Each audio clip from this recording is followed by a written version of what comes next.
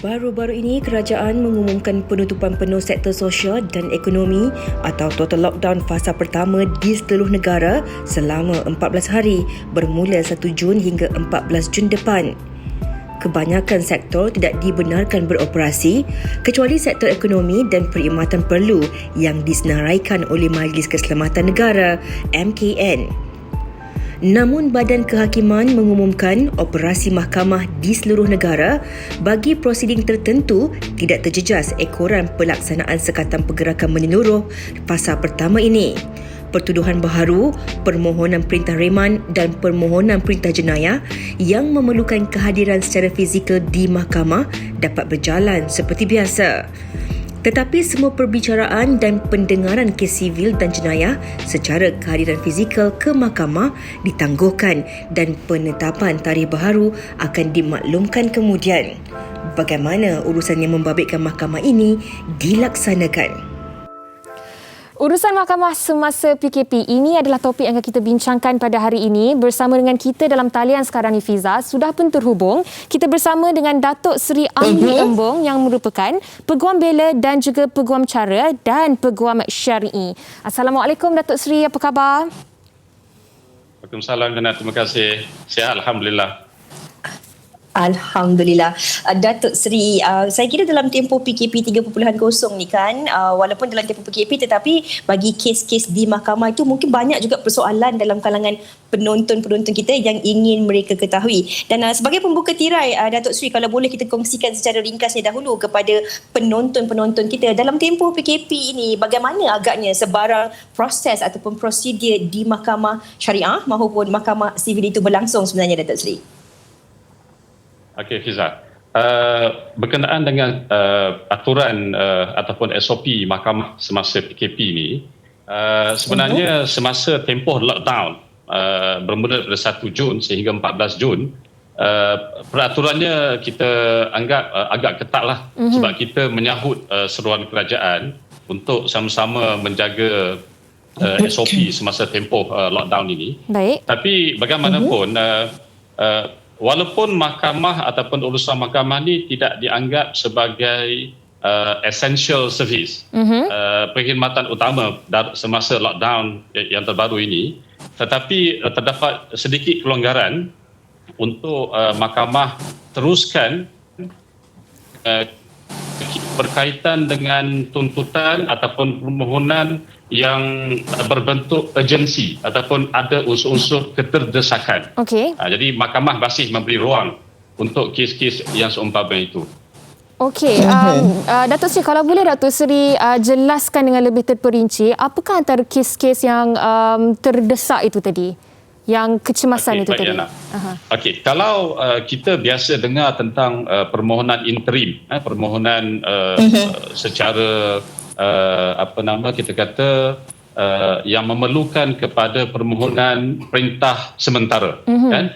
Ataupun kita biasa dengar tentang permohonan injangsi, permohonan tegahan. Okey, contoh yang boleh saya bagi, biasanya kadang-kadang dalam kes yang melibatkan urusan pernikahan, perceraian, masalah kita kata hubungan suami isteri, antara ibu, ayah dan anak.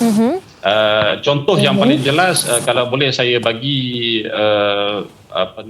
perbandingan, ialah permohonan hak jagaan sementara anak. Okey. Contohnya, kalau salah satu pihak, contohnya dilihat mempunyai motif ataupun mempunyai perancangan untuk melarikan anak contohnya, ataupun tidak memberikan kita kata kerjasama yang sepatutnya kepada pihak yang satu lagi untuk melaksanakan perintah ataupun hak lawatan dan seumpamanya, maka pihak yang teraniaya boleh membuat permohonan ke mahkamah, dan itu adalah dianggap kes yang mempunyai unsur-unsur keterdesakan. Okay. Selain daripada itu, contohnya permohonan interim untuk mendapat nafkah anak, contohnya, kan? Jadi kalau kita kata mahkamah langsung tidak memberi peluang untuk pihak yang teraniaya untuk memohon ke mahkamah mendapat perintah sementara nafkah anak,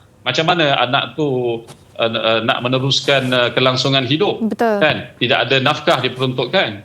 Jadi sebab itu mahkamah memberikan sedikit kelonggaran jika ada unsur-unsur keterdesakan. Datuk Seri, itu Datuk Seri kongsikan tentang bagaimana mahkamah boleh bersidang kalau ada kes-kes yang terdesak dan sebagainya. Tetapi bagaimana pula dengan kes-kes yang telah diberikan tarikh awal dan tarikh itu pula jatuh dalam tempoh PKP ini? Adakah perbicaraannya akan masih lagi boleh diteruskan ataupun akan ditunda? Bagaimana Datuk Seri?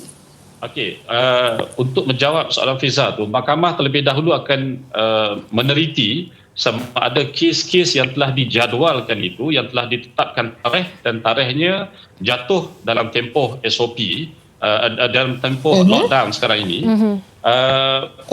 Mahkamah akan meneliti terlebih dahulu sama ada kes tersebut adalah kes lama, yang memerlukan kepada tindakan segera mahkamah. Baik. Ataupun ada kes yang memerlukan kepada tindakan segera atas unsur-unsur keterdesakan tadi itu. Okey, sekiranya kes-kes yang dijadualkan itu tidak termasuk dalam kategori yang saya sebutkan tadi itu, maknanya tidak ada unsur keterdesakan, kes itu masih kes yang masih baru, bukan dianggap sebagai backlog cases, maka kes-kes yang seumpama itu akan dijadualkan semula. Dan kita mendapat maklumat bahawa penjadualan semula itu akan dibuat, maknanya tarikhnya selepas 14 hari bulan Jun. Sekiranya lockdown 3.0 ni tidak dilanjutkanlah. Jadi saya percaya jika semua memberikan kerjasama, mungkin kita akan dapat tamatkan lockdown 3.0 ni pada 14 hari bulan dan kita dapat teruskan dengan kes-kes di mahkamah selanjutnya. Okey, baik. Datuk Seri, tadi Datuk Seri ada menyentuh tentang kes-kes yang keterdesakan dan juga bagaimana untuk kes-kes mungkin dari segi permohonan ataupun pemfailan, adakah kes-kes sebegini untuk boleh dilakukan secara dalam talian ataupun masih lagi perlu menunggu tarikh yang akan diberitahu kemudian? Kalau kes-kes yang dianggap mempunyai unsur-unsur keterdesakan dan mahkamah membenarkan kes tersebut berjalan, pihak-pihak boleh membuat permohonan ke mahkamah untuk dibuat secara virtual. Kalau di sistem di mahkamah syariah, kita memerlukan pemfailan ataupun pelantikan peguam melalui wakalah. Wakalah itu adalah pelantikan peguam.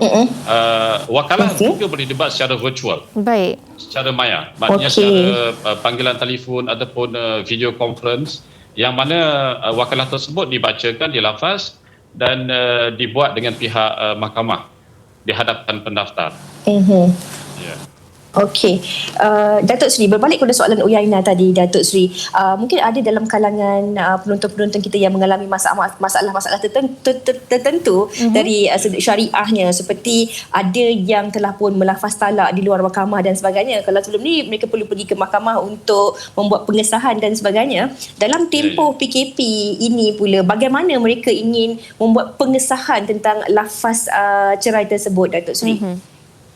Okey, kalau mahkamah macam yang saya sebut tadi, kes-kes yang baru yang hendak didaftarkan mestilah mempunyai unsur-unsur keterdesakan, yang pertama. Yang keduanya ialah kes-kes yang memerlukan kepada tindakan segera mahkamah. Tindakan segera. Jadi kalau macam untuk kes pengesahan cerai dan seumpamanya, pemfailan mungkin boleh dibuat, tetapi pendengaran kes mungkin akan ditetapkan selepas tarikh ataupun tempoh PKP. Tujuannya ialah bila berlaku lafaz dan pihak-pihak merasakan bahawa telah wujud satu lafaz perceraian, jadi sudah tentulah mereka tidak lagi boleh hidup bersama. Betul. Sebagai contohnya. Dan apa yang perlu mereka buat ialah mereka failkan dahulu permohonan dan pihak-pihak diminta untuk berpisah buat sementara waktu sehingga mahkamah membuat keputusan berkenaan dengan lafaz tersebut. Itu adalah cara yang terbaik. Jadi mungkin permohonan ataupun perbicaraan kes itu akan ditetapkan selepas tempoh PKP sebab mahkamah memerlukan kepada kehadiran pihak-pihak, perbicaraan perlu dijalankan, keterangan perlu dikemukakan oleh pihak-pihak dan sebagainya. Baik. Okey, Datuk Seri, saya juga ingin membaca beberapa soalan yang diberikan oleh rakan-rakan kita di Facebook, yang mana kebanyakan mereka bertanya tentang kes-kes yang berkaitan dengan saman JPJ, lesen tak boleh nak renew, dan mereka, kegusaran mereka ini, adakah ianya kes-kes sebegini juga jatuh di bawah aspek keterdesakan ataupun tidak, dan jika tidak, apakah tindakan susulan yang mereka perlu lakukan? Okey, saya percaya itu adalah jatuh di bawah kes ataupun boleh dikategorikan sebagai kes-kes civil. Okey. Macam yang kita sedia maklum bahawa perkhidmatan mahkamah semasa PKP tidak dianggap sebagai essential service. Jadi untuk ke arah itu hanya kes-kes tertentu sahaja yang boleh diteruskan semasa PKP ini. Antaranya macam yang kita dengar tadi, kes tahanan riman contohnya, kes jenayah, kan. Jadi kes-kes yang Liana sebut tadi itu boleh ditangguhkan. Saya percaya bahawa tarikh tersebut boleh dirujuk kepada pihak yang berkenaan untuk mendapat tarikh yang baru. Okey, Datuk Seri, saya kira ini antara satu lagi soalan yang cukup popular dalam kalangan masyarakat dan juga penonton kita. Maklumlah, bagi yang dah bertunang tahun lepas, pernikahan ditunda dan sebagainya. Ada yang baru jumpa jodoh tahun ni, nak sangat bernikah dan sebagainya. Tiba-tiba PKP 3.0 pula kan, tak sabar. Jadi bagaimana sebenarnya kalau kita nak tahu, sebab kadang-kadang ni bila kita pergi rujuk di laman sesawang, kadang kita kurang faham. Tapi kalau boleh Datuk Seri kongsikan, perjelaskan dengan lebih mudah lagi kepada penonton-penonton kita, apakah SOP untuk pernikahan yang perlu kita fahami dalam tempoh PKP 3.0 ini, Datuk Seri? Okey, yang paling jelas dan paling utama ialah kebenaran mesti diperolehi terlebih dahulu daripada pejabat agama. Okey, jadi kita percaya bukan semasa PKP saja. Kalau bukan semasa PKP pun, kadang-kadang ada yang menjalankan upacara pernikahan tanpa mendapat kebenaran daripada pihak berkuasa. Itu adalah satu kesalahan. Itu yang paling utama. Tidak kira sama ada PKP atau tidak PKP, kebenaran daripada pihak berkuasa agama mesti diperolehi terlebih dahulu. Bermakna sekarang ni sudah ada permohonan secara online yang boleh dibuat untuk memohon kebenaran berkahwin.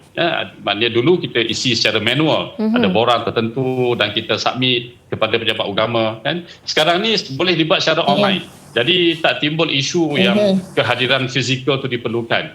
Okey, berbalik kepada isu bila mana kebenaran tersebut diperolehi. Okay. Semasa PKP, pejabat agama meluluskan mahkamah pejabat agama membenarkan perkahwinan yang dipohon. Okey, perkahwinan ini hanya boleh dijalankan, hanya boleh dijalankan di pejabat ataupun jabatan agama.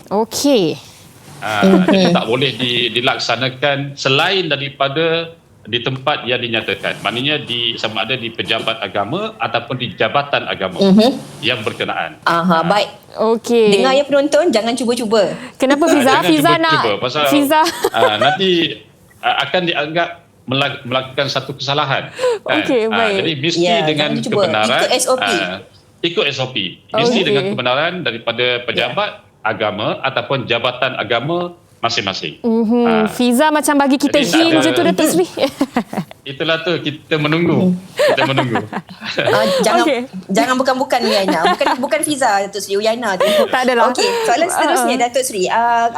Yana, Yana ada satu lagi soalan. Mungkin selain daripada nikah cerai, kalau kita lihat bagi mereka yang mungkin melalui proses tuntutan fasah, tebus talak dan sebagainya, ada proses-proses tertentu yang perlu mereka lalui seperti hakam dan juga suh. Jadi adakah dalam tempoh PKP ini ada juga, Datuk Seri, proses-proses ini dijalankan secara virtual ataupun sebenarnya ia akan ditangguhkan mengikut masa yang akan ditetapkan, Datuk Seri? Okey, dalam tempoh PKP, semua kes sebutan, semua kes pengurusan kes, semua kes yang melibatkan perbicaraan, semua kes yang melibatkan sesi suluh, semua kes yang melibatkan sesi majlis tahkim akan ditangguhkan. Baik. Sehingga penjadualan semula dibuat. Okey, tetapi sekiranya terdapat unsur-unsur yang saya sebutkan tadi itu, kes yang memerlukan kepada tindakan segera mahkamah, kes yang ada unsur-unsur keterdesakan, maka mahkamah boleh memberi ruang. Sama ada dibuat secara virtual ataupun kehadiran tertentu sahaja yang mahkamah benarkan. Kita kata special case lah. Sebab saya percaya bahawa kalau sistem di mahkamah, terutamanya mahkamah syariah, kita mendukung prinsip yang bahawa kita kata perkara yang terlarang tu dibolehkan ketika darurat. Ad-darurah tubihul mahzurat. Jadi itu pendekatan yang mahkamah syariah guna. Jadi kita tak menutup terus peluang ataupun ruang kepada pihak-pihak yang mempunyai masalah perundangan. Jadi kita menggunakan prinsip setiap perkara yang dilarang dibolehkan ketika darurat. Ad-darurah tubihul mahzurat. Baik. Jadi saya percaya mahkamah syariah masih berpegang dan mengutamakan prinsip itu untuk memberi keadilan kepada pihak-pihak. Okey, baik. Dan Datuk Seri, mungkin Datuk Seri boleh kongsikan juga bagi kes-kes yang mana tarikhnya telah pun ditangguhkan, bagi mereka yang berkenaan, bagaimana mereka nak membuat check up ataupun susulan daripada tarikh pindaan itu? Adakah sebarang website yang boleh mereka pergi ataupun sebarang rujukan yang boleh mereka lihat ataupun bagaimana, Datuk Seri? Saya percaya bahawa salah satu cara yang paling baik ialah terus menghubungi pihak mahkamah. Mahkamah telah mengeluarkan makluman tentang nombor-nombor telefon yang boleh dihubungi semasa tempoh PKP dan juga waktu-waktu yang boleh dihubungi. Dan selain daripada itu, saya percaya bahawa masyarakat juga boleh menghubungi Persatuan Peguam untuk mendapatkan maklumat terperinci. Sebab contohnya macam Persatuan Peguam Syar'i Malaysia, PJSN, dan juga Persatuan Peguam Syar'i Negeri-Negeri. Saya percaya mereka mempunyai maklumat ataupun mereka mempunyai hubungan yang akrab dengan pihak mahkamah dan mereka boleh memberikan latest information, informasi yang terkini berkenaan dengan aturan ataupun SOP mahkamah semasa PKP. Dan saya dimaklumkan bahawa terdapat interaksi yang kita rasa amat baik antara Persatuan Peguam dan juga dengan pihak mahkamah. Sebab masing-masing cuba untuk bantu-membantu sebenarnya. Kita faham situasi di mahkamah, mereka terpaksa mengawal crowd, mengawal kehadiran pelawat ataupun pihak-pihak yang ingin membuat permohonan di mahkamah. Dan dalam masa yang sama juga mahkamah concern tentang dilema kami, sebab kami dihujani dengan pertanyaan daripada anak guam, daripada klien, bila kes berjalan, dah bertangguh kan. Ada yang dah mungkin daripada tahun lepas, sebab kita beberapa siri PKP daripada PKP kan, dan seumpamanya, menyebabkan kes-kes yang sepatutnya boleh diselesaikan dalam tempoh setahun dah menjadi hampir 2 tahun tertangguh lagi. Jadi sebab itulah kerjasama yang diberikan oleh mahkamah dan juga Persatuan Peguam Syar'i ini boleh membantu pihak-pihak, dan masing-masing saya percaya memberikan fokus yang begitu baik, kerjasama yang begitu baik antara satu sama lain dalam membantu masyarakat. Sebab masyarakat pun dalam dilema. Mereka nak faham permohonan perceraian pun terganggu, harta jenis pencarian pun terganggu kan. Jadi itulah saya percaya bahawa masing-masing dapat membantulah memainkan peranan dengan berkesan, insyaAllah. Baiklah, Datuk Seri, di penghujung perbincangan kita hari ini, selain daripada urusan-urusan di mahkamah ini, mungkin ramai yang tahu, kalau kes kita tu tidak terdesak, mungkin kita kena bersabar sedikit untuk menerima tarikh baru yang akan diberikan oleh mahkamah. Tapi bagi mereka yang mungkin mengalami masalah, mereka tak dapat pergi ke pejabat agama ataupun ke mahkamah untuk mengadukan masalah mereka. Kalau ada sebarang cara untuk mereka ini dibantu melalui untuk menghubungi mana-mana peguam ke, bagi mereka tahu apa cara terbaik untuk mereka menguruskan urusan mereka ini, kalau boleh Datuk kongsikan kepada penonton-penonton kita sebagai rumusan kepada perbincangan hari ini. Okey, kalau di negara kita, saya percaya bahawa kita mempunyai satu persatuan yang mempunyai maklumat berkenaan dengan peguam syar'i yang bertauliah dengan nombor tarikh masing-masing, kan? Masyarakat boleh menghubungi terus pihak yang berkenaan. Contohnya macam Persatuan Peguam Syar'i Malaysia, Persatuan Peguam Muslim Malaysia, yang saya percaya daripada situ mereka boleh mendapat first hand information. Kan? Mereka boleh mendapat contact number peguam-peguam syar'i yang bertauliah yang boleh mengambil mereka. Sebab setiap negeri berbeza. Kadang-kadang ada peguam syar'i yang hanya boleh beramal di Kuala Lumpur, tapi tidak boleh beramal di Melaka. Jadi sebab itulah jika masyarakat ingin melompat, mereka boleh menghubungi Persatuan Peguam Syar'i negeri masing-masing. Okey, baiklah. Mereka ada maklumat lengkap. Ya, betul. Dan sekarang ni pun informasi di hujung jari kita. Cuma kita perlu ambil tahu dan mencari informasi itu sahaja yang tinggal lagi.